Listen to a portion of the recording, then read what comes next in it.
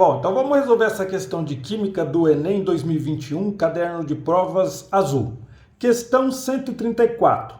Ele diz: o alcoolômetro de Gay-Lussac é um instrumento destinado a medir o teor de álcool em porcentagem de volume por volume, de soluções de água e álcool na faixa de 0 gl a 100 gl, com divisões de 0,1 gl.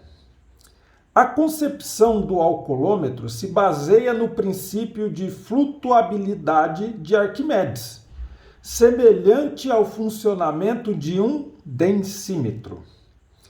A escala do instrumento é aferida a 20 graus Celsius, sendo necessária a correção da medida caso a temperatura da solução não esteja na temperatura de aferição, de calibração. É apresentada parte da tabela de correção de um alcoolômetro com a temperatura. Então tem essa tabela aqui, que é a tabela de correção do alcoolômetro com a temperatura de 20 graus Celsius. Então foi calibrado a 20 graus Celsius.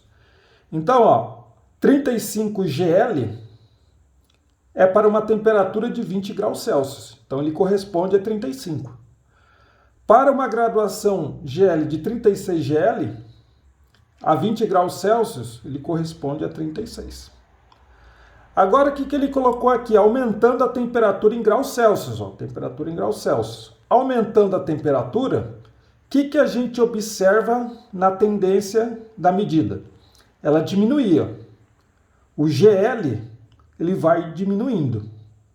Na de baixo também. Ó. À medida que vai aumentando a temperatura, vai diminuindo o valor de GL. Aí ele diz aqui, ó, é necessária a correção da medida do instrumento, pois um aumento da temperatura promove. Bom, ele falou aqui que esse aparelho, o princípio de funcionamento é de um densímetro. Densímetro mede a densidade. Então, a densidade é igual à massa da sua substância dividida pelo volume. Agora, se você aumenta a temperatura, os materiais vão se dilatar. Então aqui está tudo aumentando a temperatura. Né? O que acontece com os materiais? Eles vão se dilatar, ou seja, o volume ele vai aumentar, porque ele vai se dilatar.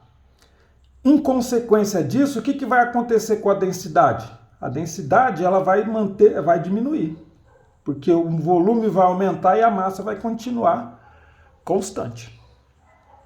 Então, qual que seria a melhor alternativa? Ele diz, ó, é necessária a correção da medida do instrumento, pois um aumento da temperatura promove o A.